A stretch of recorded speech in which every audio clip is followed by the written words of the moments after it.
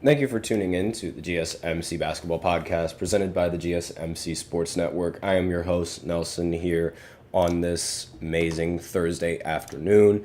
And it's Thursday night football, so be ready for that. If you guys are interested in football and want to hear anything about football, then we have several football podcasts where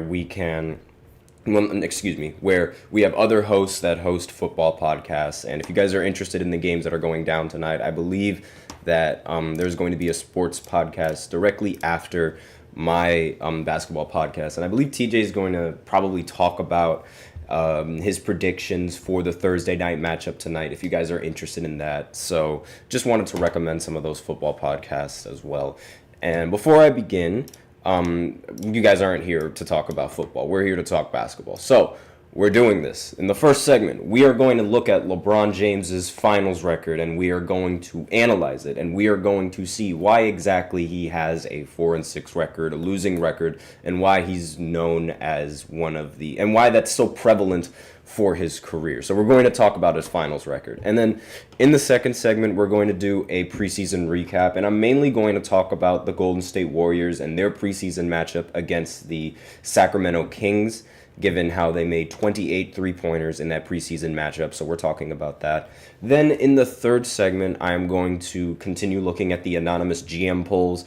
And we're going to focus on the defensive side of the ball this time. So they'll talk about like the teams that they feel like are the best defensive teams. They're going to talk about the players that feel like they were the best defensive players.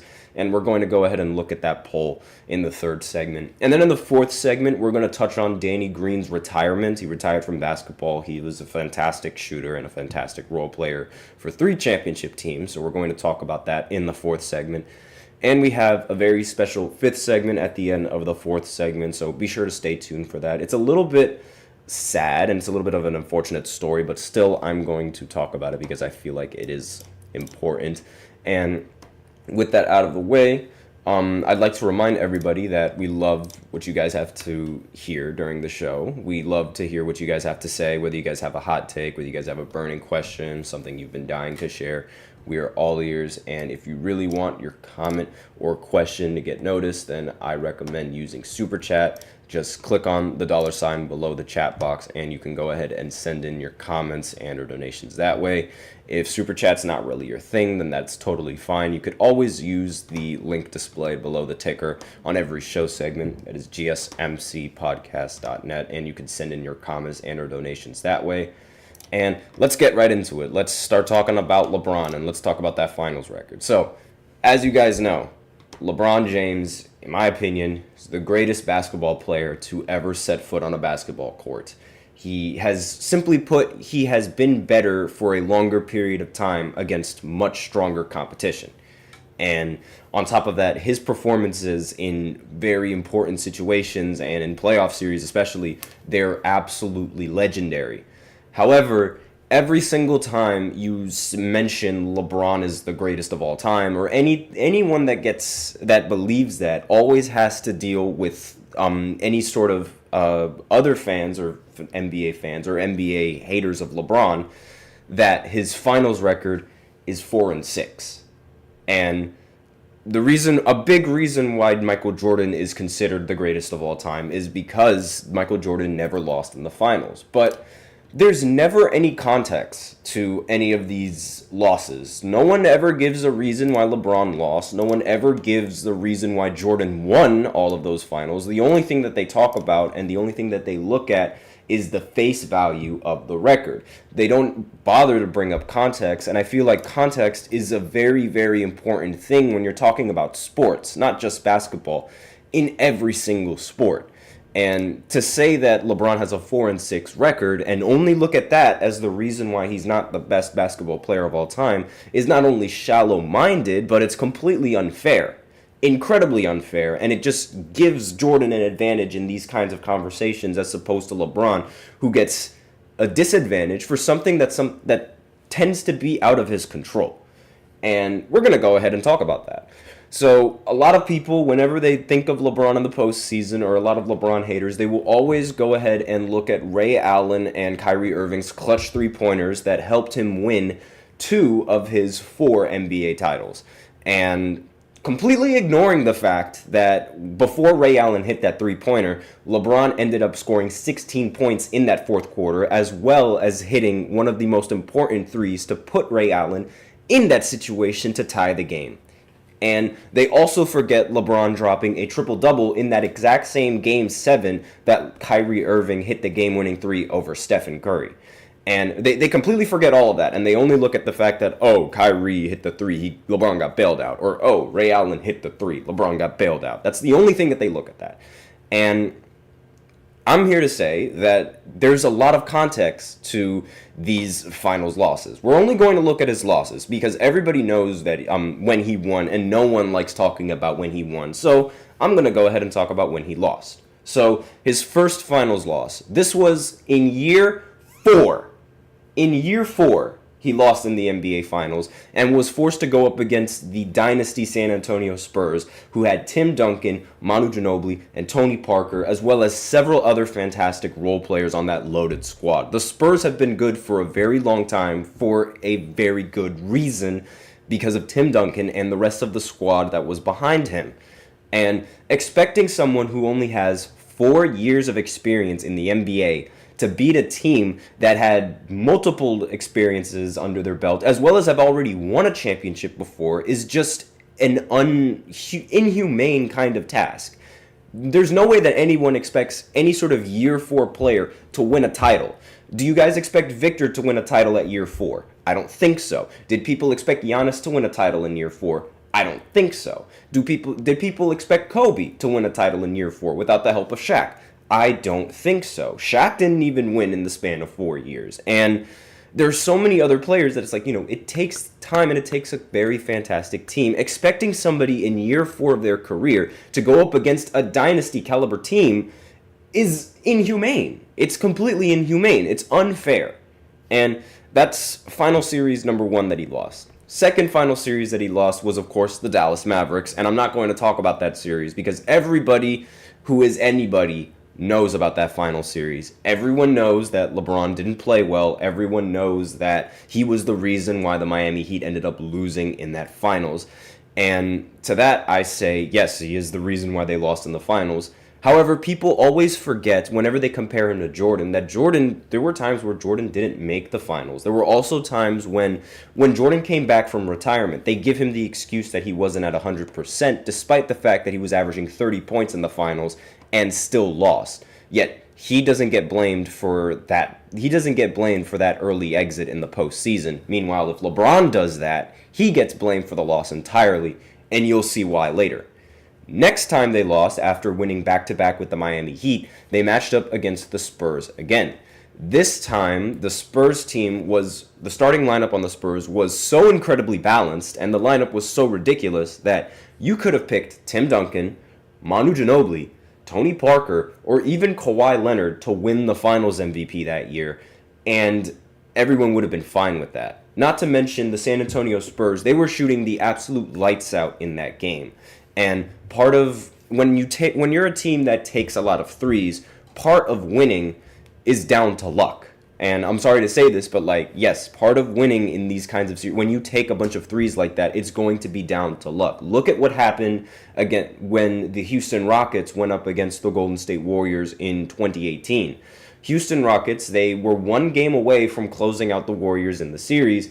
Then Chris Paul gets hurt, and then they missed 27 straight three-pointers. That is incredibly unlucky, because if they would have hit at least 2 or maybe 3 three-pointers in that span where they missed 27 straight, they would have ended up winning that game. So you live by the 3, you die by the 3. In this matchup, they ended up living by the 3. It also did not help that Dwayne Wade, in that playoff series, averaged 15 points along with 3 turnovers while only averaging 2 assists. And Bosh was only averaging 14 points in that playoff series. So the big 3 and the stacked team that everyone said that LeBron had in that finals did not show up and failed to show up. I mean, you're not going to win a series when your second best player is playing really bad, averaging 15 points and more turnovers than assists. That's just not going to happen. Meanwhile, LeBron is out there averaging 28 points, 7 rebounds, 8 assists, somewhere around that category. I forget exactly what the numbers were, but he did average 28 points in that series. Yet, people still blame him for losing that playoff series. Then, in the first finals matchup, when he returned to Cleveland and matched up against the Golden State Warriors for the first time, LeBron averaged 36, 13, and 9 against the Warriors, but Kyrie Irving was injured, leaving LeBron with the rest of the Cavs lineup to go up against Steph Curry, Klay Thompson, Draymond Green, along with Harrison Barnes as well as a very solid option, and Andre Iguodala, who ended up winning the Finals MVP. That is an incredibly stacked team, and I don't think anyone should expect one player averaging 36, 13, and 9 to win the series. Clearly, it was not LeBron's fault, averaging 36, 13, and 9. If you think it's LeBron James' fault for losing that finals, then you have to argue with a wall. I don't understand how you could think that. Then, the team, when they were healthy, ended up beating that exact same Warriors team that beat them the previous year by coming back 3-1. What does Golden State do? They get Kevin Durant. And a 73-9 team with Kevin Durant on the roster, there is no team in the history of basketball that was going to beat that team. Absolutely none. And there was none at the time that was able to beat that Golden State Warriors team. LeBron in that series averaged 34, 12, and 10, became the first player in NBA history to average a triple-double in the finals. And he lost because Kevin Durant was averaging 32 points alongside with the starting lineup consisted of Steph, Klay, and Draymond Green. That is an unfair matchup. You can't expect anyone to win against that team. Then it's the same story in 2018 because LeBron in that 2018 final series averaged 34, 9, and 10, almost a triple-double again. But now he didn't have Kyrie on the roster because Kyrie ended up requesting a trade that sent him to Boston in 2018. And again, you cannot expect one player to be able to beat 4 Hall of Famers all in their prime in the exact same series. It's inhumane. The team was just so ridiculously talented compared to the Cavs team that had LeBron. Not to mention the fact that the Cavs actually could have won Game 1, but for some reason J.R. Smith decides to walk out because he thinks that they were up. How can you blame LeBron for that? Why does LeBron get any kind of blame for these kinds of losses? The only time when LeBron should be blamed for a loss in the finals was in 2011. Aside from that, every other final series that he's played in was incredibly unfair. There was no even playing field. He had to go up against the Dynasty Spurs when he was in his 4th year. You're not going to be able to win. He was 18 years old when he got drafted, so 4 years. That's roughly 21, 22 years old, going up against a dynasty. Seriously? You expect a 22 or a 21-year-old to win against a dynasty? I don't think so. Then, in the matchup with I'm just reiterating what I said, against Golden State, he was the only player in the first final series that actually played good. And then in the last 2 years where he lost against Golden State, the team was just ridiculously stacked. I mean, it's an unfair comparison, and it's unfair to LeBron that he's the one that gets blamed for these losses, and everyone looks at these finals losses as his fault, saying, "Oh, he's 4-6 in the finals," as if he could have done anything about it, because he tried to do everything about it, but it still just proved ineffective. So that's all that I had to say. This segment was a long time coming, as you guys know how I feel about LeBron James. So that's it for the first segment. Now we're going to go ahead and go into our preseason recap, where I mainly focus on the Golden State Warriors game against the Kings, because this could spell some good news for Golden State. So I'll be right back after this short break. Be sure to stay tuned. I feel like I'm losing my mind. Is everybody in the world blind? Please, Lord, give me a sign, a sign. I feel like I'm losing my mind. Is everybody in the world blind? Please, Lord, give me a sign, a sign. I wanna be the greatest. Everybody on the fake shit. I look around and feel like everybody is the fakest. I make this every day and I'm impatient, hoping one day I blow up from the basement. Statement, the top is so vacant. I don't hear shit that I think is amazing. Waiting for my day when I'm playing sold out shows for 1,000 faces. Hey, give me that crown, get in my way and to be put down. It ain't your place, all this my town. If I want that shit, then I'll get it right now.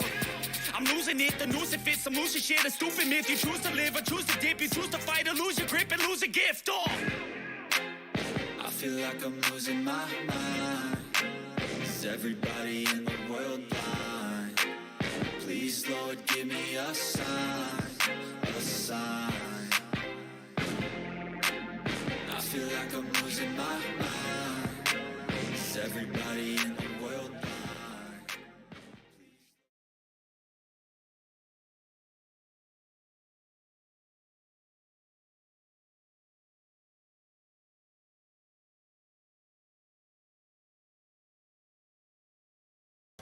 And we are back with the second segment of the GSMC Basketball Podcast presented by the GSMC Sports Network. And in this segment, we are going to be we're doing a preseason recap of all of the games. I'm mainly going to focus on the Golden State Warriors game, though, because it was a very impressive game that the Warriors played in this one. Before I begin, however, I do like to remind everybody that we love to hear what you guys have to say during the show, whether you guys have a hot take, whether you guys have a burning question, something you've just been dying to share. We're all ears. If you really want your comment and or question to get noticed, then I recommend using Super Chat. Just click on the $ below the chat box and you can go in and send in your comments and or donations that way. If Super Chat's not really your thing, then that's totally fine. You can always use the link displayed below the ticker as well, gsmcpodcast.net, and you can send in your comments and or donations that way. And with that out of the way, let's go ahead and talk about the second segment, which is going to be a preseason recap. We're going to start with the Warriors going up against the Kings. So the Warriors, they ended up winning 122-112. Now, you might think it was a pretty close game, considering how the point differential was only 10 towards the very end. And the Kings, they were able to keep up with the Golden State Warriors. Now, the Warriors in this matchup in the preseason made 28 three-pointers. They shot 28 of 52 from three. That is 53%, which is absolutely incredible. And I talked about how the Warriors, they don't really have that much depth at the center position, and that could be a big weakness. But when they're making threes like this, it ultimately just makes all of the weaknesses that they have irrelevant. However, I will say that just relying on the three ball doesn't necessarily, wield long-term success. Like, you have to be very, very lucky if you're going to be a team that is heavily reliant on the three-point shot, because bad shooting nights happen. And when other teammates are having a bad shooting night, it can snowball effect into the rest of the team having a bad shooting night. So it's a little bit of think of it like a high-risk, high-reward kind of offensive system. And we saw this system ran by the Houston Rockets before, when they relied heavily on the three-point shot under James Harden and Chris Paul. And not only that, Russell Westbrook as well. They made a very strictly three-point shooting lineup when Russell Westbrook was on the roster, as they went small. So if the Warriors are thinking of doing something similar, running four guards in the starting lineup, yes, their three-point shooting could be very much improved. However, their defense is also going to be lacking. Now, if they can shoot the lights out like this in every single game, I wouldn't have a problem. However, shooting 53% from three as a team is very, very rare to do consistently, and it's not like it's not a very common thing to do. And not only that, to be able to maintain that for the entirety of the season, the regular season, 82 games, not to mention the postseason when the pressure gets almost too much for so many players, it's a very, very difficult task. And I think that, having defense as something to fall back on, especially when you're a team that's really, really heavy on the three-point shot, is essential. Because if you have a bad shooting night, you need competent defense to sort of keep you in the game long enough until you can find that shooting touch again. And the fact that Golden State might not have it it could spell good news or it could spell bad news. Again, it's all going to be dependent on how they shoot at any given night, and they're sort of forcing themselves to try and stay consistent. And to try and stay consistent for 82 games is not ideal, especially once the postseason rolls around where you have to play a little bit more games, not to mention the possibility of them playing in the play-in games, which would mean they'd have to be more consistent in those games since it's single game elimination depending on where the seed is. And, it's a very, very difficult task. Now, on top of the fact that the Kings, they were somewhat able to keep up in this matchup as well when they were scoring all of those points. Let me just go ahead and look at the play-by-play. Let me go ahead and look at the box scores. Yes, so, the Kings, they ended up... the big problem for the Kings right here was essentially the third quarter.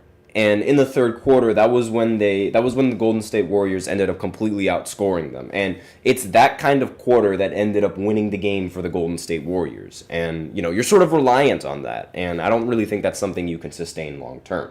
That's my thoughts on this game, and that's my thoughts on making so many three-pointers. Wasn't really much memorable performances coming from individual players in this matchup, as opposed to how it was just overall fantastic shooting from the team. That was really the big highlight. Now, we're going to continue with the preseason recap, and we're going to talk about the Knicks matching up against the Wizards. So, Karl-Anthony Towns played 28 minutes, ended the game with 25 points and 12 rebounds. So, already making an impact for the New York Knicks. He did go 1 for 7 from 3, which is not ideal, but still, 25 points and 12 rebounds along with the win. That's a good enough performance. And against a team like the Wizards, it seems like the Wizards are going to continue being a mediocre team. Alexander Sarr played pretty solid in this matchup. 12 points, 9 rebounds, 3 assists. And he did end up shooting 5 for 12, which seems to be a very common problem with Alexander Sarr, his inefficiency. And being someone who's a 7-footer, you can't be that inefficient as a 7-footer. I'm sorry to say this, but there's just no way you're going to be winning basketball games if you're that inefficient as a big man. And ironically, I say that despite Karl-Anthony Towns going 1 for 7 from 3, but the team is good enough to be able to, sort of not really pillow, but like sort of shield Karl-Anthony Towns from sort of playing all that bad. Like, they have a very deep team, and Jalen Brunson played fantastic as well with 23 points, and Mikal Bridges, had 16 points and 5 rebounds, along with 3 steals in this game as well. Bridges, for some reason, was playing 31 minutes in this game, but he is Iron Man for the NBA. He plays every single game, so not really surprised by that. I do hope that his minutes do get a little bit limited as the preseason continues, because you do not want to see him injured, even though he's a very durable basketball player. And let's see, who else played well for the Knicks? Tyler Kolek ended up went 6 for 10, had 15 points in this game. Cameron Payne was 5 for 12. However, he ended the game with 14 points, so it's respectable. Landry Shamet was inefficient, 1 for 7 from 3 with only 6 points, 2 for 10 from the field. But again, still good enough to beat the Wizards, who seem to be stuck in the same place as they were before. And that's Jordan Poole for you, ladies and gentlemen.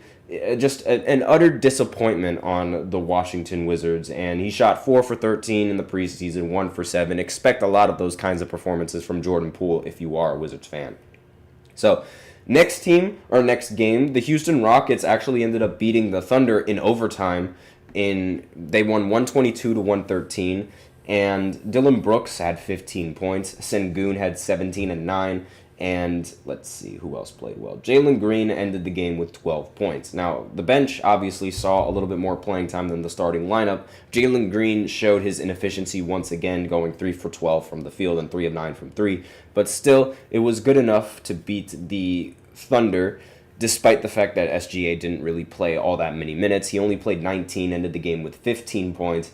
And there's no doubt in my mind that if he would have played the entirety of this game, then the Oklahoma City Thunder would have won. So it is a good win for the Thunder. Well, not a good win for the Thunder, but it was a good game from the Thunder, who were able to force an overtime despite not having SGA. So we'll see how the season goes, and we'll see if they can maintain that 1 seed that they've always maintained, that they've had recently in the most recent season. And again, I don't really expect the Thunder to slow down. I only expect them to get better given how young their lineup is and how good SGA is. Now, the San Antonio Spurs ended up, this one was actually a really big one because Victor Wembanyama and Chris Paul connection seems to be beautiful already. And it was highlighted by Chris Paul throwing a lob to Victor Wembanyama. There was a defender under the basket, and Victor said, "I don't see him. Let me just dunk the ball." And he dunked the ball over him pretty easily. And this is honestly just a sign for the not just the season to come, but also like the years to come with Victor Wembanyama. And not only that, the fact that the Spurs have a solid point guard, well, not really a solid point guard, but in Chris Paul, but that's not who I was talking about. They recently acquired that point guard from UConn, excuse me. And if he's a solid piece, like if he's a very solid piece to this offense, like he could learn a lot from Chris Paul, and he could, Chris Paul can show him the ropes, and not only that, but Chris Paul can also be the voice and the leader of this team and elevate Victor Wembanyama's play. Basically, what Chris Paul is going to do is he's going to say, hey, whenever that 7-footer is under the basket, throw the ball up in the air and he'll catch it. Like, I don't know why it took Chris Paul being on the team in order for the players to realize that, but I digress. Banchero ended the game with 6 points, 17 minutes. He didn't, again, it's 17 minutes, so I don't really expect Paolo Banchero to really play all that well in the allotted time that he has. He went 3 for 6 from the field, so, still rather efficient. And the rest of this team, the rest of the Orlando Magic, again, not many of the starters have been playing all that much, so we do have to see how it will develop during the rest of the season. But I do expect a pretty solid year from the Orlando Magic, despite this loss to the San Antonio Spurs. So that's all that I have for my preseason recap. And now we're going to go ahead and continue on with the anonymous GM polls. And this time we're going to focus on the defensive side of the ball. So I'll be right back after this short break. Be sure to stay tuned. Looking for your daily fix of sports talk without having to pay for it? GSMC Sports Network is available on YouTube. Just search GSMC Sports Network. Get your fix of daily sports talk shows on YouTube, absolutely free.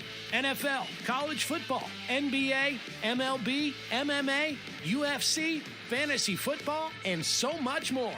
GSMC Sports Network has shows running all day long, with new sports shows starting every 2 hours. Just like on your favorite cable sports channel, except GSMC Sports Network is absolutely free. Just search GSMC Sports Network on YouTube to catch one of your new favorite shows, like the GSMC College Football Podcast, Chip Shot Football Podcast, Hoops and Heels Women's Sports Podcast, GSMC Basketball Podcast, and so many more. Check it out for yourself. GSMC Sports Network, now available on YouTube absolutely free. Search GSMC Sports Network on YouTube right now. And we are back with the third segment of the GSMC Basketball Podcast presented by the GSMC Sports Network. And in this third segment, hold on just 1 second, let me just move this here. There we go. We are going to go ahead and continue looking at the anonymous GM polls. And this time we're going to focus on the defense. So the GMs, they ended up doing several votes for defense. There were, let's see, let me go right ahead and just view them. So there's a poll on who they think is the best defensive player, who they think is the best perimeter defensive player, who they think is the best interior defensive player, most versatile, and the best team defense. So we're going to go ahead and look at all of that in this one segment. And we have enough time to do that because ironically, the player that they choose tends to be the same for a lot of these categories. But we're going to go right ahead. So they first were asked a question on who they felt was the best defensive player in the NBA, like period, best defensive player. And of course, it was Victor Wembanyama. He dominated this polling. He was a clear-cut first place pick for the best defender in the NBA. 40% of the GMs ended up voting in favor of Victor Wembanyama, and there was a three-way tie for second. Bam Adebayo got 10% of the votes, Rudy Gobert got 10% of the votes, and Drew Holiday as well got 10% of the votes. And, it's clear-cut to me that Victor Wembanyama is the best defender in the entire NBA. His rim protection is just clear-cut. and more clear-cut than it is for a lot of some of these other players in their rim protection, mainly Rudy Gobert. And again, it's just a phenomenal game. It's just a phenomenal defensive game that Victor Wembanyama plays, and he's only going to get better. This was his rookie season, and I expect his defense to greatly improve as the years go on. And I also expect teams to be more aware of Victor Wembanyama's presence in the paint and maybe not go up with some shots because, they're afraid of getting blocked, which already happened in the previous season. There were several teams that ended up passing up one-on-three fast breaks because Victor Wembanyama was in the paint, and they were all like, yeah, no, I'm not taking a layup over the 7'4" guy. That's absolutely ridiculous. You're asking me to get sent. And that's usually the case. And one of the most memorable times when that happened, Christian Braun was ahead of Victor Wembanyama on one play, and he chose not to take the wide open layup because he was afraid Victor would block him. Instead, opted in giving the ball to Michael Porter, who was wide open for three. Of course, Michael Porter shot it and ended up making the shot. So we're already seeing the impact on Victor Wembanyama's defense. And some other players that were that got recognized for their defensive talents. Giannis Antetokounmpo ended up getting 7% of the votes. Anthony Davis also ended up getting 7%, and so did Herb Jones for the New Orleans Pelicans. And players that were also receiving votes were Alex Caruso, Jaden McDaniels, and Marcus Smart for Memphis. And, obviously Victor was going to be the clear-cut favorite for who was going to be the best overall defender. Now, who did GMs think was the best perimeter defender? Well, it was Drew Holiday, and really no complaints around there either. He was picked for second-team all-defense alongside with Derek White, and he received 43% of the votes for being the best perimeter defender in the NBA. Now, other worthy players that were considered for a vote, Alex Caruso ended up getting 20%, Herb Jones ended up getting 17%, and Lou Dort for Oklahoma City ended up getting 7%. Other players that received votes were OG Anunoby, Jaden McDaniels, again, Marcus Smart, again, and Derek White, again. And, I think it's clear-cut that Drew Holiday was the best perimeter defender of last season, and so deserves to be the best perimeter defender going into this season until proven otherwise. And to be fair, the entire... in the entire Celtics roster, Drew Holiday is clear-cut the best perimeter defender. And that's saying a lot because Derek White, Jaylen Brown, and Jason Tatum are also very competent perimeter defenders as well. There is somebody in the chat as well. Anthony Manzano, what's going on? So he has a comment about the earlier segment about LeBron. For me, the reason why LeBron has that record in the finals is I think his fans I overrate him just a little bit. I give respect to LeBron. He's a great player. No! LeBron is not overrated. In fact, there is an argument that can be made that he is actually the most underrated player in the entire history of basketball, making 8 straight finals in a row, and he gets insulted for that because he couldn't win in most of them, even though it wasn't his fault. And I've never really heard of anyone make it to 8 straight finals and still get called a bad playoff performer, still get mentioned for his bad finals record. Like, making the finals, as we've seen in the last few years, is not easy to do consistently. There have been multiple different teams that have made the finals over the last 6 years, and the fact that LeBron has been able to do it for 8 straight is nothing short of impressive, but of course he gets criticized for it. And he continues going on, but he is not as much of a generational talent as his hardcore fans make him out to be. Yes, he is. And the reason why a lot of hardcore fans make him out to be that talent is because there are a bunch of haters and a bunch of people that don't think that LeBron's talents are worthy that kind of respect due to his finals record. So LeBron is, in my opinion, underrated in certain fans. And it's really just that's literally just how it is. He's made it to 8 straight. No other player has been able to do that consistently. And Manzano continues going, and this is why I can't stand LeBron fans, man. Late, they blame everything around LeBron, but not put the blame on him. If you watch the previous segment, then you'll see why I don't put the blame on him for that final segment. He averaged a triple-double in the finals, yet still lost. How is that his fault? Averaged 34, 9, and 10, still lost. Don't know how that's his fault. averaged 28, 8, and 8 around those numbers in the finals against the Spurs, but still lost because Dwayne Wade was averaging 15 and Chris Bosh was averaging 14. And then in this fourth year, ended up losing to the Spurs because the Spurs were an incredibly talented team, and he was in his fourth year. The only loss that really is LeBron's fault is, as I said before, the Mavs. That's really the only finals loss where he has any sort of blame, because his performances are just too good to even blame him on any of these performances. But his fans, they still blame him because, of course, it's LeBron. You can watch the entirety of that segment. I explain it in complete detail. And I kind of want to continue. I will acknowledge your comment afterwards, but I do want to continue with this segment and cover some of the best defenders in this league. Now, the GMs were also asked a question on who the best interior defender was, and of course it's going to be Victor. I mean, I would be completely surprised if it was anyone else. It was a close battle, though, in the voting. He received 40% of the votes. Rudy Gobert ended up receiving 30% of the votes. Anthony Davis ended up receiving 10%. Bam Adebayo ended up receiving 7%. And other players that were also voted for were Giannis Antetokounmpo and Jaren Jackson Jr. for Memphis. And, I mean, Victor, I think it's clear-cut that Victor is the best rim protector. He is the tallest player on the court almost every single time. It makes absolutely no sense not putting him as one of the best rim protectors in the entire NBA. And the GMs were also asked who they feel is the most versatile defender, and it's not him, excuse me, wrong player. Here we go. Giannis Antetokounmpo, he is by far the most versatile defensive player in the entire NBA. He received 17% of the votes. I think he should have received a little bit more votes given how competent of a perimeter defender he is, as well as a rim protector. And that kind of, his wingspan and his length on the court also impacts a lot of players whenever he's guarding them. And I feel like he's becoming a little bit of an underrated defender as the years go on, but part of that is also due to the Victor Wembanyama hype, which is very real. He ended up being tied for second place with OG Anunoby for 13% of the votes as the most versatile defender. Bam Adebayo was fourth with 10%. Drew Holiday, Jonathan Isaac, Herb Jones, and Jaden Daniels were all tied at fifth for 7% of the votes.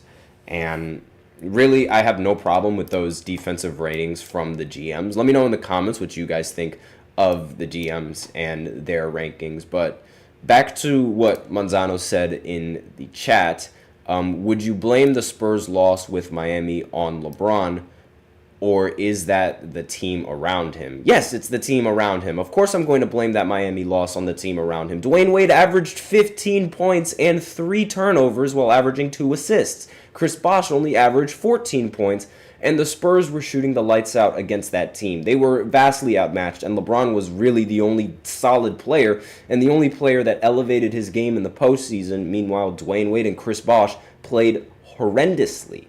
And he also continues, do you think that's what hurts Bam? Oh, okay, so that's a completely different topic. So back on the defensive players, do you think that's what hurts Bam as a defender? A little defender that he can't be placed in one category. He's great at both perimeter and interior defending. It's really his height and the hype around Victor Wembanyama, because Victor Wembanyama can do exactly what Bam Adebayo can do, but he's 7'4" and can do it a lot better and is only expected to be better. Not to mention the presence of Rudy Gobert being a rim protector as well, and people sort of overrating him for how good the team plays defense. And I will say that, the reason why his team is ranked very high in the defensive category is because of him. I'm not saying that he doesn't have any value in that, but it's like putting Bam Adebayo in a solid defender when there's already defenders that are taller than him doing what he does, but a lot better and a lot more consistently. I don't think you can really consider Bam in that kind of conversation. Again, Victor can do essentially exactly what Bam can do, but a lot better. And what also hurts Giannis is injuries. I mean, I don't really know about that. He can't stay healthy in last few seasons. A lot of people, you see, when players get injured, it really depends on who gets injured. Because when Joel Embiid gets injured, a lot of people actually would flock to him and they would say oh, this is he got injured, it's not really his fault. But when Giannis gets injured, oh, he gets injured, it's his fault. And it's you see the double standard there. it's a little bit unfair. And yes, Giannis has gotten injured recently in his career at moments where he shouldn't be getting injured and at moments that are detrimental to his team, but that should not affect the fact that he is still a fantastic defender and a very solid overall defender for his team. So I don't really think it should. It might, but I don't think it should. And that's all that I really have to say, unless you have anything more to say in the comments. But that's all that I have. So now we're going to go ahead and go into the next segment, the fourth segment, which is going to be about Danny Green's retirement. Before I do that, Manzano does have something else to say in the chat. And he says, I see the same thing with Joel. I'm consistent with my criticism. Joel's issues is his injuries, and he disappears in the playoffs. Yes. But Giannis doesn't disappear in the playoffs. If he disappears, it's because of injury, but he doesn't disappear in the playoffs. He has proven that he can be a fantastic playoff performer and lead his team to the promised land. So he's already accomplished that. Now, can he do it again? That's a different question. That's also going to be down to how well the team plays around Giannis and how well Damian Lillard can play in the postseason. Because Damian Lillard, while his reputation as a clutch playoff performer is relevant, that's not necessarily true. His only good playoff series was that playoff series against OKC when he made that half-court dagger in Paul George's face. Aside from that, he has underperformed in almost every single postseason that he's played in, and that gets shoved under the rug because of that incredible half-court shot that he made to close out a first-round series. So, also the first-round series against Houston when he hit that other clutch three-pointer. Again, those two clutch three-pointers are essentially what carry his reputation in the postseason, and we'll have to see if he can sort of amend that with the Bucks this season. I don't think that's happening because Doc Rivers is their coach, but that's besides the point. Now we're going to go ahead and go into Danny Green's retirement right after this short break, so be sure to stay tuned.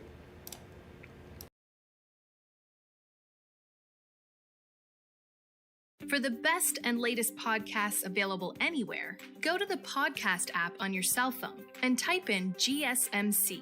To access free content-rich podcasts on health and wellness, book reviews, sports, entertainment, relationships, social media, movies, technology, finance, and even weird news. Subscribe and download the GSMC Podcast Network's family of shows, available everywhere podcasts are found.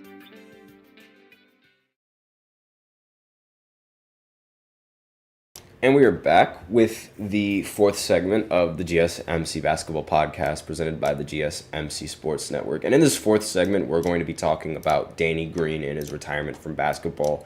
And before I do that, I do want to say, Anthony, if you are still in the chat, I do have a fifth segment lined up that is about the Miami Heat. If you're interested in that, I recommend tuning in until the very end and to see exactly what's been going on. It's about Jimmy Butler, so spoiler alert for those of you guys who want to listen to what happens in the fifth segment and what I'm going to talk about in the fifth segment.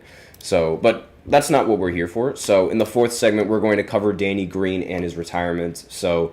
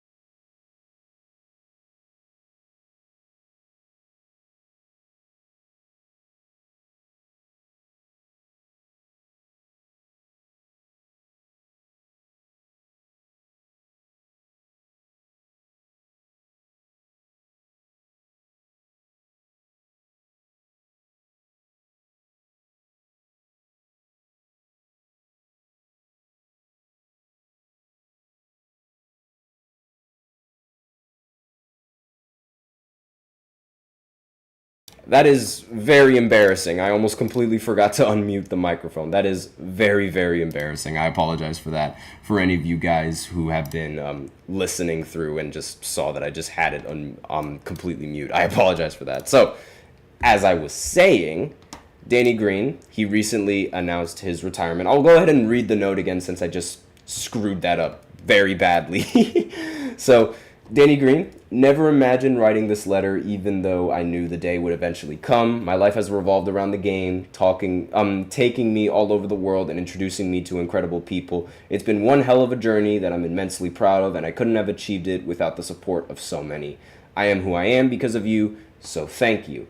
And let me just go ahead and continue. And I couldn't have achieved it without the support of so many. I am who I am because of you, so thank you. And to all my friends, family, coaches, and teammates from high school, college, and the pros, to my wife and little one who have pushed me to be not only a great player, but a better person each day, I hope I make you proud as I hang up this jersey and sneakers and officially step away from this game. And I'm excited for the next chapter and look forward to conquering new challenges. Signed, Danny Green. So, as I was saying, before I found out that I was on mute the entire time, which is a little embarrassing, first time that's happened in a while, actually. Danny Green, one of the very few players to win 3 championships for 3 different franchises. And he won his first championship with the Spurs, won his second championship with the Toronto Raptors, and then he ended up winning his 3rd championship with the Lakers. And he's also one of the few players in NBA history to beat LeBron in the finals and then win a championship with LeBron, or beat LeBron in the postseason at all. And another player that comes to mind is Rajon Rondo. He beat LeBron when he was on the Celtics numerous times, and he ended up winning a championship with the Lakers in 2020 along with Danny Green. So that's other players that have been noted for winning multiple championships with 3 different franchises. John Saley won it for the Pistons, the Bulls, as well as the Lakers. Robert Horry ended up winning a championship with the Rockets, the Lakers, and the Spurs. And, of course, LeBron James ended up winning 3 championships with 3 different franchises, also winning Finals MVP for all of those championships as well. He won it for the Heat, he won it for the Cavs, and he won one for the Lakers. So, obviously, just, fantastic. A very, very elite list to be a part of when you retire. And some could argue that he was like a bit of a scapegoat when he was on the Lakers, but still, no one can deny the value that he brought to both the defense as well as the three-point shooting. And while his career averages might not be like, whoa, all that impressive and like might not stand out, the 3 championships that he won are forever going to be legendary, and the 3 championships that he won with those 3 franchises are also legendary. I mean, being one of the shooters that helped the Spurs in beating LeBron in 2014 is something that everyone is going to continue talking about. The only championship that the Raptors ended up winning as a franchise, he was a part of that. So that is another part of his history, and that's another part of his resume embedded in the history of basketball. And then after that season,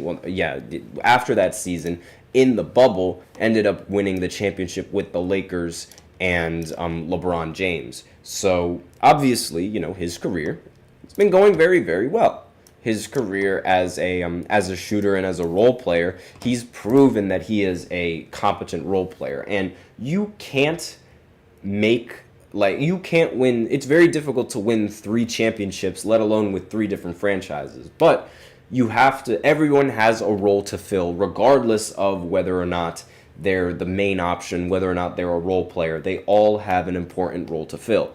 And the fact that he was able to do that for 3 different franchises, in my opinion, nothing short of impressive. And a lot of people should be remembering him, not necessarily for his shooting woes with the Lakers, which might end up being why he gets remembered. I will say that while I am a LeBron fan, yes, there are some LeBron fans that go to an extent as insulting other players, despite maybe not deserving that kind of criticism, because when Danny Green missed that super important clutch shot that probably would have ended the series in Game 5 off of LeBron's pass, a lot of people were quick to criticizing him.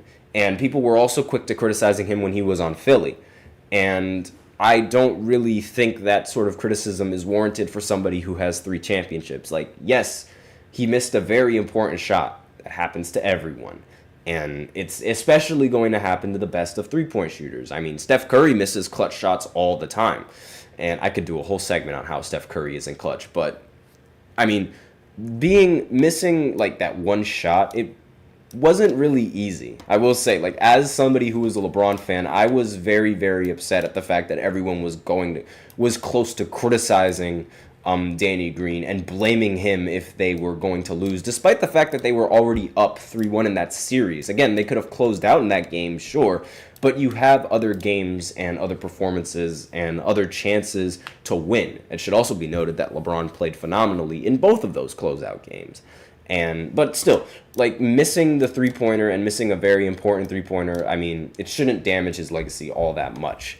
But Danny Green retiring, I mean, again, fantastic role player. There's not really much that can be said aside from the fact that he is one of these very few players that won multiple championships for multiple different teams. And it goes to show you, like, just the amount of value that he brings to a championship contending team, and the fact that good role players make good championship teams. That's something that is rather overlooked, in my opinion. Like, a lot of people, they think that a championship team is composed of your best player and your best second option, and which one of them is the better one. Yes, that does play a part, but you need a competent team. This is a team sport for a reason, and this is a team championship for a reason. You're not going to win any kind of championships if you don't have a solid team. It's just that simple. And really, that's sort of all that I have to say in this fourth segment, talking about Danny Green and just his overall performance and just how fantastic he's been in these championship teams.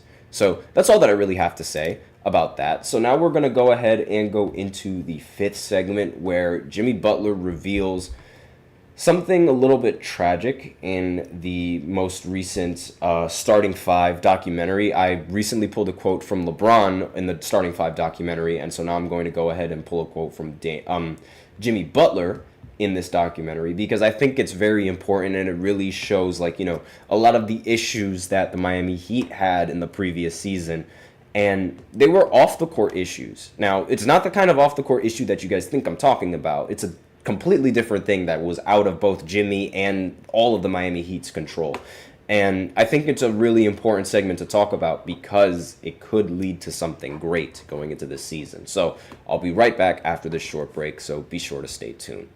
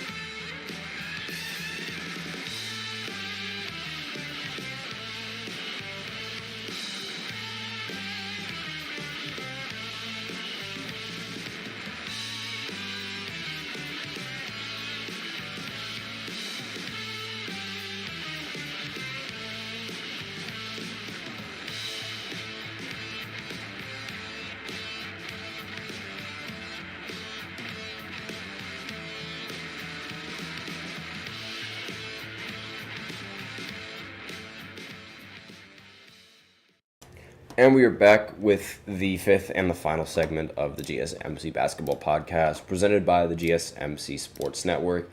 And in this fifth segment, we're going to talk about something that's a little bit tough to talk about, mainly because it happened to Jimmy Butler. And if Anthony's still in the chat, then this could explain sort of like a little bit of the reasoning why Miami was a little bit wasn't really playing towards everyone's expectations, and why Jimmy Butler had to take a bit of a hiatus before the All-Star break. Now, in the series Starting Five, with Jimmy Butler, Anthony Edwards, LeBron, Sabonis, and Tatum throughout the season last year. In the series, Butler revealed that his father tragically passed away before the All-Star break. And he said, quote, "Right after All-Star break, my teammates really need me to be a lot better. And I want to always answer to that call. But I couldn't care less about basketball right now. I didn't care. It sucks to hurt.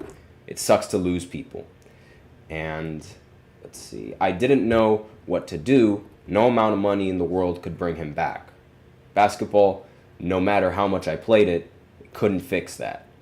And it's a very tragic thing, like especially like losing your father in a time that's very important to your team and your season. And a lot of people that at least I remember that Jimmy Butler, he said something about like taking the season a little bit more seriously, after the All-Star break. But clearly that was just a facade to try and hide the fact that this tragedy occurred. And when family tragedy strikes, and when any kind of tragedy strikes, it impacts a lot of people, and it could impact them in a positive way certain times. However, there are also times where it could impact people at a negative way in certain times. And I mean, we saw the death of Kobe Bryant impact the Lakers and winning the championship directly after he passed away. That's an example of it happening and benefiting a team. However, when it's somebody like your father, I don't really think that any sort of motivation that you might have into playing this season, I think that's all going to just become null and void after something like that happens. And I really feel bad for Jimmy Butler. I mean, I can't imagine losing my father, regardless of how old I am. And if that were to ever happen just randomly, like I feel like most of us would go through a similar stage of how should I say this? A similar stage of grief when talking about this and trying to continue to push forward and trying to just continue to do your job, because it's a very, very difficult job that Jimmy Butler's got to do. Not only does he have to maintain the morale and the support of his teammates, but he also has to maintain the morale and the support of his fans. A lot of people are watching him, and a lot of people are expecting him to do great things, especially in the postseason. But when something like this happens, it's really tough. I genuinely, it's really something that I cannot relate to, and I can only imagine just the amount of grief and the amount of pain that he was probably in, while still trying to maintain a positive image towards the media and still trying to sort of move on from this sort of thing. It came at a very bad time, because usually we're used to Jimmy Butler and the Miami Heat taking the regular season a bit more seriously towards the end of All-Star break to avoid that play-in spot, or at the very least, not worry about the play-in. And something like this happening, it's really it could really mess you up. It really could mess you up. So I just wanted to let this be known. This is sort of the reason why Jimmy Butler this might have been the reason why Jimmy Butler just didn't really seem like he really cared about the season. And it makes, in hindsight now, makes more sense. It genuinely makes more sense. So I expect a revenge tour coming in from Jimmy Butler going into this season now. Honestly, I feel like the Miami Heat, they're going to do it again. They have a good chance to do it again. They have the right story, they have the right motivation, and they still have the right players. And I mean, this is tragic, obviously. But I do think that they have a very solid chance. I sense a huge revenge tour coming in from Jimmy Butler, and he might pent up all of the how should I say this? Because there's no real guilt involved in this, because he didn't do anything to warrant this death, obviously. That would be crazy. But I feel a lot of the grief and a lot of the anger and a lot of the disappointments of last season is going to sort of propel this team forward and give this team the motivation that they need to get the job done. And this is a team that it's even when they're underdogs, a lot of people expect them to pull through and expect them to come out on top. So I expect a revenge tour coming in from Jimmy. that's all that I have to say. It's a little bit of it's definitely a much more darker segment to end it off with, so I apologize for that, but still very, very important to me, or in my opinion, excuse me. So thank you so much for tuning into the GSMC Basketball Podcast presented by the GSMC Sports Network. Your support means a lot to us, so remember to subscribe to the show, leave a positive review. It really does make a difference. We also invite you to follow us on Facebook, Twitter, TikTok, and Instagram for more content and updates. As usual, please remember to use the link displayed below the ticker on every single show segment if you want your comments and or donations written and heard for in the next segment, gsmcpodcast.net. And if you don't want to use the link, that's fine. There's also Super Chat where you can send in your comments and or donations that way, and it's guaranteed to get featured on the show. Either or really helps the show and makes the show much more interactive between myself and you guys. That's all that I have today on this segment. Thank you so much for tuning in. I am your host, Nelson. Stay safe. Be sure to watch Thursday Night Football. I'm going to watch it. And as always, take care.